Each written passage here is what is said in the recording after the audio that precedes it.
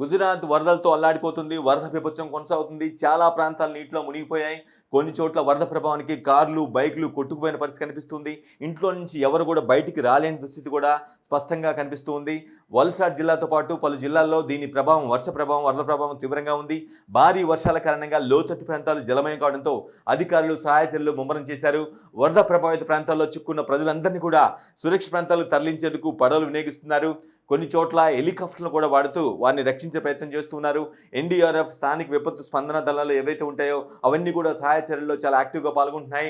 బాధితులకు అవసరమైన ఆహారం, తాగునీరు, అత్యవసర వైద్య సదుపాయాలను అందించేందుకు తగిన ఏర్పాట్లు చేస్తున్న పరిస్థితి స్పష్టంగా మనకు కనిపిస్తుంది. స్క్రీన్ మీద చూస్తున్న వాలంటీర్ స్క్రీన్ మీద ఏ స్థాయిలో ఎఫెక్ట్ కనిపిస్తుందో, ఎలాంటి ప్రాణ ఆస్తి నష్టాలు జరగకుండా నివారించేందుకు అధికారులు పరిస్థితిని ఎప్పటికప్పుడు సమీక్షిస్తూ ప్రజలను అప్రమత్తం చేస్తూ ఉన్నారు. నవసరి జిల్లా సరికురాత్ గ్రామంలో వరద నీటిలో చిక్కున్న 67 మందిని ఎన్డీఆర్ఎఫ్ బృందాలు రక్షించాయి. ఆకస్మిక వరదలతో ఆ గ్రామంలో ప్రజలు చిక్కుకుపోయారు. సమాచారం అందుకున్న వెంటనే ఎన్డీఆర్ఎఫ్ బృందాలు అక్కడికి చేరుకొని వారందరినీ కూడా రక్షించారు.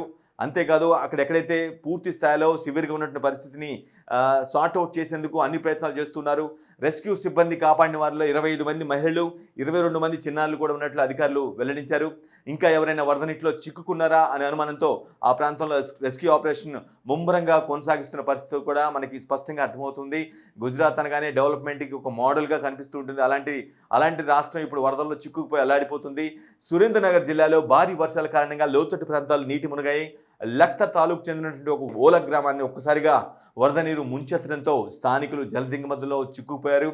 విపత్కర పరిస్థితులను గమనించిన జిల్లా యంత్రాంగం, పోలీస్, అగ్నిమాపక శాఖలు అధికారులు అప్రమత్తమై సంయుక్తంగా సహాయచర్యలు చేపట్టారు. ఈ రెస్క్యూ ఆపరేషన్లలో భాగంగా వరదలో చిక్కున్నటువంటి 27 మంది గ్రామస్తుల్ని సిబ్బంది కాపాడి సురక్షిత ప్రాంతాలని తరలించారు. గుజరాత్ చరిత్రలోనే ఈ స్థాయి వరదలు చాలా అరుదనే భావన కూడా వ్యక్తమవుతూ ఉంది. గుజరాత్ అనగానే మన టక్కును గుర్తొచ్చేది ప్రధాని మోదీ. ఎందుకంటే ఆయన ఆ రాష్ట్రానికి చాలాసార్లు ముఖ్యమంత్రిగా పనిచేశారు. చాలా ఎఫెక్టివ్గా పనిచేసిన వ్యక్తి. హోంమంత్రి, ఎవరైతే కేంద్ర హోంశాఖ మంత్రి ఉన్నటువంటి అమిత్ షా కూడా ఆ రాష్ట్రానికి చెందిన వ్యక్తే. ఆ గుజరాత్తో చాలా క్లోజ్ బాండింగ్ ఉన్నటువంటి పరిస్థితి. సో ఆ రాష్ట్రం, తమ సొంత రాష్ట్రం ఏదైతే జరుగుతుందో, అక్కడ వరద విభత్సం, జలవేలం జరుగుతుందో దాన్ని సార్ట్అవుట్ చేసేందుకు, ఆ పరిస్థితిని మార్చేందుకు వారిద్దరు కూడా స్పెషల్ ఫోకస్ పెట్టినట్టుగా అర్థమవుతుంది. అంటే గుజరాత్లో ఉన్నది బీజేపీ ప్రభుత్వమే. అక్కడ రాష్ట్ర నాయకత్వం ఏదైతే ఆ వరదల నుంచి రాష్ట్రాన్ని రక్షించేందుకు అన్ని ప్రయత్నాలు చేస్తుండగా వీళ్ళిద్దరు స్పెషల్ ఫోకస్ పెట్టి కూడా ఆ సహాయ చర్యలు చేపట్టంగా, సహాయ చర్యలకు సంబంధించి ఆదేశాలు ఇవ్వడం కావచ్చు, అదనపు ఫోర్స్ కావాలంటే పంపించడం కావచ్చు చేస్తున్నారు. ఈ గుజరాత్లో ఉన్నట్టు వరద విలయాన్ని తట్టుకునేందుకు, దాన్ని సార్ట్అవుట్ చేసేందుకు, దాని ప్రభావం తగ్గించేందుకు అన్ని ప్రయత్నాలు చేస్తున్నట్టుగా మనకు స్పష్టంగా అర్థమవుతుంది.